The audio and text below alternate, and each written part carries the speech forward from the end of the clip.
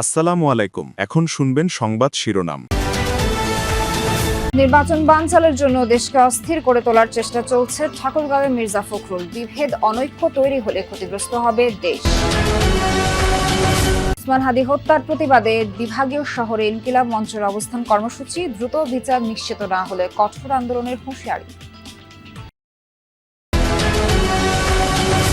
চাঁপাইনবাবগঞ্জে যুবককে নৃশংসভাবে কুপিয়ে আহতের ঘটনায় তোলপাড়, গুরুত্ব দিয়ে খতিয়ে দেখছে বলছেন পুলিশ সুপার। চুয়াডাঙ্গার সমবায় সমিতি অফিসে অভিনব জালিয়াতি, ভুয়া ঠিকানা দেখিয়ে দুজনের চাকরি কলকাঠি নেড়েছেন তৎকালীন কর্মকর্তা। আসসালামু আলাইকুম। এতক্ষণ শুনছিলেন সংবাদ শিরোনাম, এখন শুনবেন বিস্তারিত। ত্রয়োদশ সংসদ নির্বাচন বানচালের চেষ্টা চলছে। এজন্য নানাভাবে দেশকে অস্থির করে তুলতে চাইছে ষড়যন্ত্রকারীরা। ঠাকুরগাঁওয়ে মন্তব্য করলেন বিএনপি মহাসচিব মির্জা ফখরুল ইসলাম আলমগীর। নিজেদের মধ্যে বিভেদ অনৈক্য বাড়ালে দেশ ও জাতি ক্ষতিগ্রস্ত হবে, এমনটাও বলেন বিএনপি মহাসচিব। সকালে ঠাকুরগাঁও সদর উপজেলার মানব কল্যাণ পরিষদ চত্বরে আলেম ওলামাদের সাথে মতবিনিময় সভায় অংশ নেন বিএনপি মহাসচিব মির্জা ফখরুল ইসলাম আলমগীর। কথা বলেন সমসাময়িক রাজনৈতিক ইস্যুতে। চক্রান্তকারীদের হাতে না পড়ি, যেখানে আমাদের দেশ আবার ক্ষতিগ্রস্ত হবে। দেশ ক্রান্তিকাল পার করছে উল্লেখ করে বিএনপি মহাসচিব বলেন, আন্দোলন সহ নানাভাবে দেশকে অস্থির করে তোলার চেষ্টা চলছে। সেটি রুখতে সবাইকে ঐক্যবদ্ধ থাকার আহ্বান জানান তিনি। বিভিন্ন রকম কথাবার্তা উঠছে, বিভ্রান্তি সৃষ্টি হচ্ছে, আন্দোলন হচ্ছে। আপনার কেন জানি না মনে হয় যে দেশকে অস্থির করে তোলার জন্য আবার মানে কিছু সংখ্যক লোক পেছন থেকে কাজ করছে। আমাদের এই সময় খুব সাবধান থাকতে হবে যে আমরা যেন আবার কোনো অন্ধকারের দিকে চলে না যাই। কুরআন সুন্নাহর বাইরে কোনো আইন না করতে বিএনপি অঙ্গীকারাবদ্ধ বলেও জানান বিএনপি মহাসচিব। অনেকেই আপনার একটা বিভ্রান্তি সৃষ্টি করার জন্য বলে আমরা নাকি কুরআন ও সুন্নাহর আইন চাই না। নাউজুবিল্লাহ। আমরা সবসময় কুরআন ও সুন্নাহর মধ্যেই আমরা থাকতে চাই। আমাদের বংশ সেটা, আমাদের রক্তের মধ্যে সেটা। আমরা গর্বিত যে আমি একজন মুসলমান। খতিব, ইমাম ও মুয়াজ্জিনদের জীবনমান উন্নয়নের জন্য বিভিন্ন পরিকল্পনার কথাও তুলে ধরেন মির্জা ফখরুল ইসলাম আলমগীর। খতিব, ইমাম, মুয়াজ্জিন সাহেবগণকে মাসিক সম্মানী প্রদান করা হবে। জাহিদ হাসান, যমুনা নিউজ। শরীফ ওসমান হাদি হত্যার সুষ্ঠু বিচার দাবিতে বিভাগীয় শহরগুলোতে মহাসড়ক অবরোধ ও বিক্ষোভ কর্মসূচি পালন করছে ইনকিলাব মঞ্চ। পূর্ব ঘোষিত কর্মসূচি পালনে দুপুর 2:30টার দিকে রাজশাহী বিশ্ববিদ্যালয়ের প্রধান ফটকের সামনে অবস্থান নেন নেতাকর্মীরা। পরে রাজশাহী নাটোর মহাসড়কে অবস্থান নিয়ে টায়ারে আগুন জ্বালিয়ে বিক্ষোভ করেন ইনকিলাব মঞ্চের কর্মীরা। বন্ধ হয়ে যায় যান চলাচল। আন্দোলনকারীরা বলেন, শরীফ ওসমান হাদি হত্যার ঘটনায় এখনো দৃশ্যমান কোনো প্রশাসনিক বা বিচারিক অগ্রগতি নেই। এতে বিচারহীনতার সংস্কৃতি আরও দৃঢ় হচ্ছে। হত্যাকাণ্ডে জড়িতদের দ্রুত গ্রেফতার করে আইনের আওতায় আনা না হলে কঠোর আন্দোলনের হুঁশিয়ারি দেন তারা।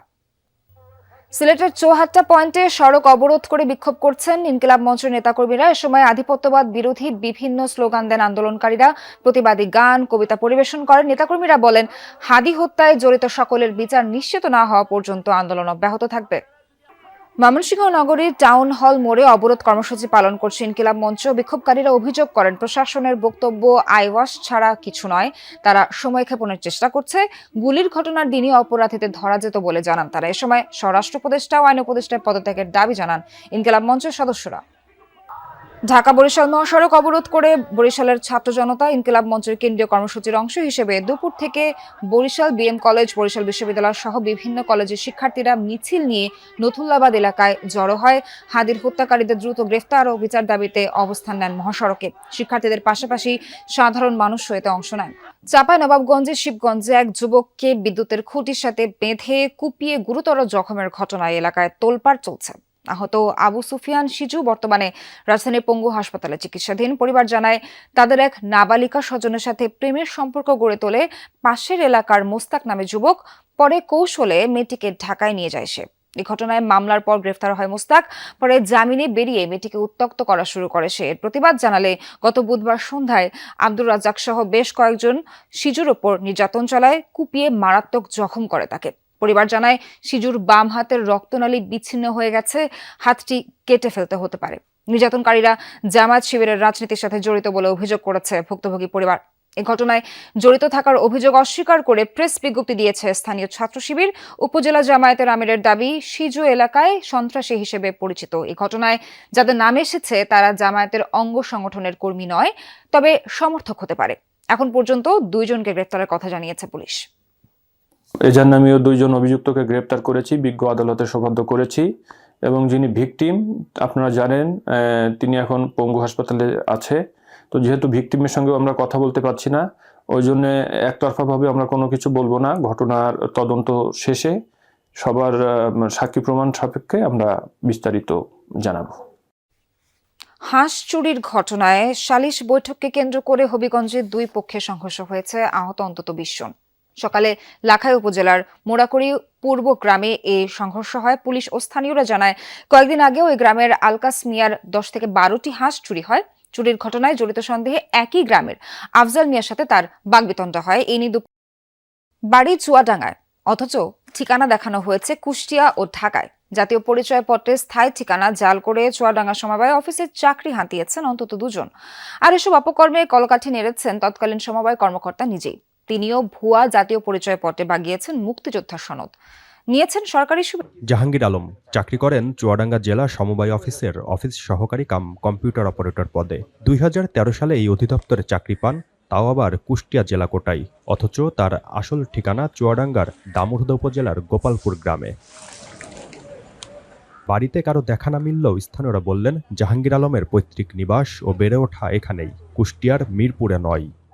এরা তো দাদা দাদি সব সম্পত্তির গ্রামের বাড়ি ওদের নিজস্ব।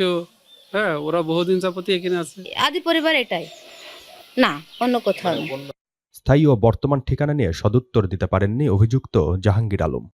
ওই জায়গায় তখন ছিলাম, লেখাপড়া করতাম নানার বাড়িতে। তখন ওইখানকে ঠিকানা দিয়ে স্থায়ী ঠিকানা হিসাবে ওইখানে দিয়েছে, বর্তমান ঠিকানা এখানে দিয়েছে। আরেকজন মিরাজুল ইসলাম, বাড়ি দামুড়হুদার কলাবাড়ি গ্রামে। চাকরি হাতিয়াচ্ছেন ঢাকা মিরপুরের পল্লবী এলাকার স্থায়ী বাসিন্দা দেখিয়ে। এমন জালিয়াতিতে হতবাক অনেকেই। ঢাকাতে আমাদের বাসা কিভাবে থাকবে, আমরা গ্রামে থাকি। আমি বয়স প্রায় 60 বছর থেকে দেখছি। একই প্রশ্নে গরমিল উত্তর মিরাজুল ইসলামেরও। হ্যাঁ, ঢাকায় একসময় ছিলাম। আচ্ছা, ওটা আপনার স্থায়ী ঠিকানা? জি। নাকি বর্তমান ঠিকানা? না, ওইটাই স্থায়ী ঠিকানা। কলাবাড়ি আপনার স্থায়ী ঠিকানা না? কলাবাড়ি, জি, কলাবাড়ির ঠিকানা স্থায়ী ঠিকানা এখন হয়ে গেছে। বিষয়টি জানা নেই সমবায় কর্তৃপক্ষের। খতিয়ে দেখে ব্যবস্থা নেওয়ার আশ্বাস জেলা কর্মকর্তার। আমার এই ধরনের ঘটনা জানা নেই, তবে আপনাদের কথা শুনছি যে এরকম কালকে থেকে নাকি শুনছেন কয়েক জায়গায় যে বলছেন যে ভুয়া ঠিকানা। এটা আমার অবশ্য জানা নেই, তবে খতিয়ে দেখা হবে।